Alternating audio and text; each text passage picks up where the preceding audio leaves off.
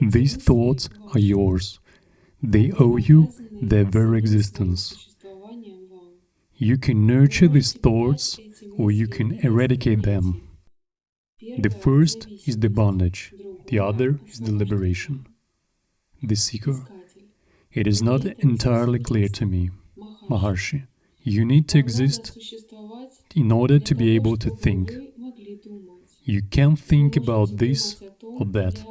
Thoughts transform, but you don't. Set the incoming thoughts free and hold on to the unchanging self. Thoughts create your addiction. If they are rejected, that is the liberation. The bonds are not external, and therefore there are no external means for liberation. It is within your ability of thinking. It is up to you to become addicted or to stop thinking and thus to be free.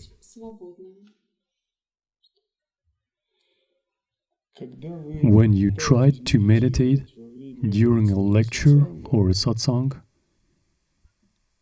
you are not actually meditating. Because of the vibration coming from outside, it does not allow you to calm your mind and be alert and clear. But you also need help understanding the vibration and the meaning of the words. As a result, an effect is created when some set of sounds is heard that prevents you from being clear, and you plunge into a twilight state. You start to fall asleep. You should not meditate at this time. It won't work. It won't work anyway, and it is useless. Proven already for years, generations. For years I have seen monks, generation of monks, trying to meditate and listen. It all ends in the same way. Instead, it would be best to do an analytical meditation with your eyes half open. You listen to the text, delve into its essence, analyze it, and turn on your mind a bit. So there is yukti, comprehension. Do not dive deep into yourself, but develop contemplation with open eyes in wakefulness. Then there will be piercing clarity, understanding, and wakefulness. The seeker. But it is difficult to stay without thoughts. Maharshi, you don't have to stop thinking. Just think of the root of your thoughts. Look for it and find it. The Atman, the Self, shines by itself. When it is found, thoughts disappear by themselves. This is the freedom from addictions. Searching for the roots of thoughts is the essence of self-liberation. Usually we are unconsciously carried away by thoughts and believe the mental streams that arise in us. There are very few, in fact, experienced sadhus who completely cut off mental streams, completely liberated. After all, we often use thoughts for everyday life, and such training in using thoughts in everyday life, when they are useful, plays a bad joke with us. We start trusting thoughts a lot and relying a lot. So when the thoughts get out of control, we still trust them. It would be correct to look for the roots of thoughts at the moment of their emergence, and the service thoughts need for seva should be generated and instantly released. Then we can be constantly in a state beyond our thoughts and perceive the situation not via thoughts, but via naked awareness. For example, if someone does something, we like it or we don't like it. Usually, we have thoughts, and after the thoughts, emotions. But if we look for the roots of the thoughts, at the moment of perception of this situation, the situation will be completely different. Thoughts don't appear, and if thoughts arise, they immediately dissolve, Emotions don't arise, and we feel, we see the energy, just the energy. A human being is the energy. A river flows, and this is also the energy. The nose of the foliage of the trees is also the energy. And we perceive the energy, but we don't go too far into interpreting it. We perceive the dynamics of energy. And our naked awareness only expands and flourishes. We don't lose the bliss, happiness, or purity. We don't lose the experience of emptiness, and we like the energy dynamic. Our references and assessments are not important here at all. Our old experiences, patterns, and stereotypes of perception, they are not important here at all. There is energy dynamics, and in a while we can find out that in this dynamic, from our naked awareness, we always remain pure and free, and we can get from it some kind of support, a fuel for our awareness, even from those things which we liked or didn't like. We can extract purity and divinity from it. Then everything that happens begins to inspire and delight us. We begin to experience ananda, happiness, joy, freedom, and bliss in any case. For example, when you hear beautiful music, you experience the pleasure caused by the vibration. You hear thunder. You also do not interpret. Your feelings and pleasure are also revealed.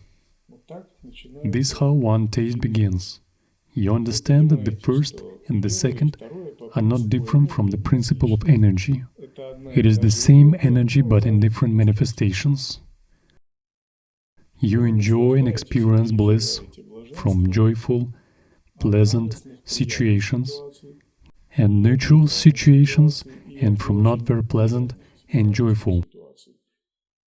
You feel the same bliss. That is because at the first moment of perception of the situation or experience, you return to the root of thoughts, to the source of thoughts. You set the thoughts free. This is Vikalpakshaya. And in the state of eternal observing consciousness, there are no problems, only happiness and joy. And you can watch the game of what is happening. From this moment, you stop seeing people as such. Pleasant situations and unpleasant ones. You see the constant play of what is happening, Chit Shakti Vilasa. It is difficult for the ordinary mind to see the game in the kitchen, in a meeting, or somewhere else. But this is as long as you stay in your thoughts. As soon as you search for the root of thought and stop dwelling in your thoughts, you start realizing the play. Finding the play in everything is an exciting activity for a sadhu. Instead of getting involved in anything, try to find the play in everything.